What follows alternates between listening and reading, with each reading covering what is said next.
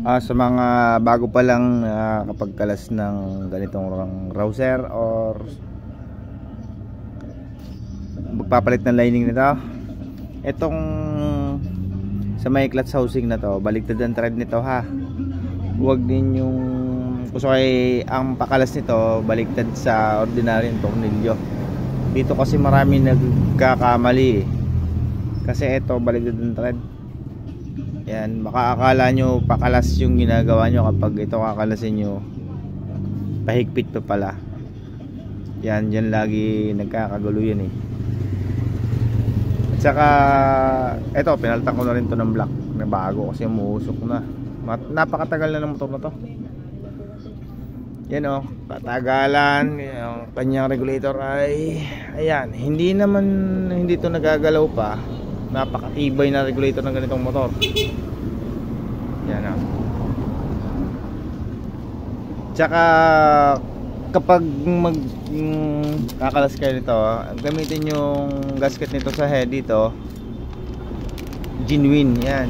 Kasi ito mga genuine gagamitin ko dito.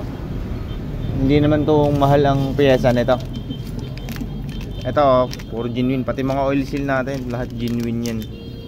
Yun, nandun pa sa kabila, puro genuine lahat yan. Tsaka ang clutch lining na ginagamit ko dito is kapag wala kayong makuha na genuine na pang badya, pwede dito pang TMX, pwede yun, masukat yan.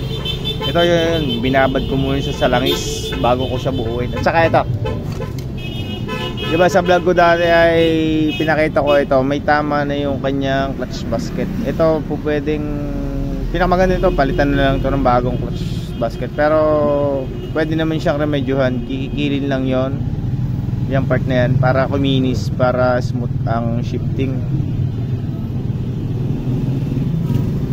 Mamaya ko ito kikikilin kasi hindi daw afford nung may-ari ng kawan bago nito. Gawan na lang natin ang paraan yan. Ang gamit ko nga palang gasket dito is ito. Kasi hindi niya kaya, hindi afford ng may-ari bumili ng kwan eh, ng genuine na kwan.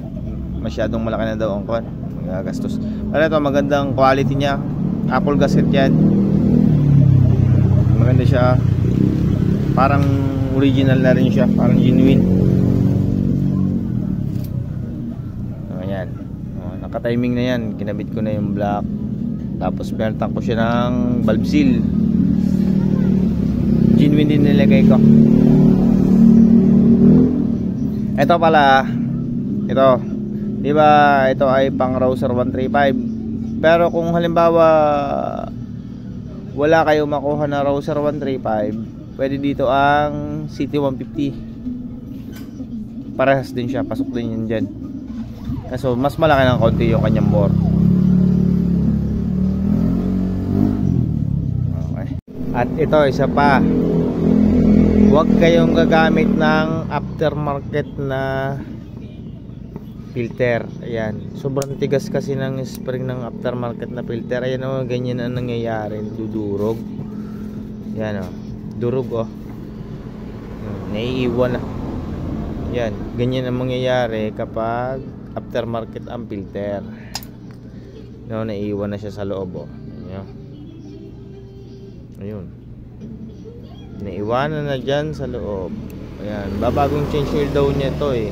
Ayan o, maganda pa ang kanyang langis. Ayan, pero bagong palit din daw ng filter. Laging gagamitin nyo ang packaging pala ng bago ngayong filter ng badya natin is ganito na po ang packaging. Dati nakakahol, pero ang genuine ngayon nakaganito na. Yan, ganyan na itsura niya. Okay, tapos na. Sound check. Yun. Oops. Wala nga pala itong starter kasi sira ang starter nito. Walang carbon brush. Yo, sound check. Oh, yan. Oh, parang brand new ah.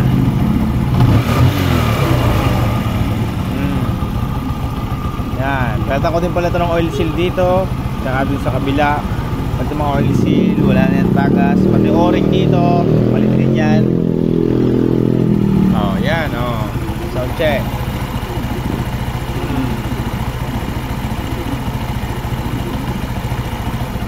Okay.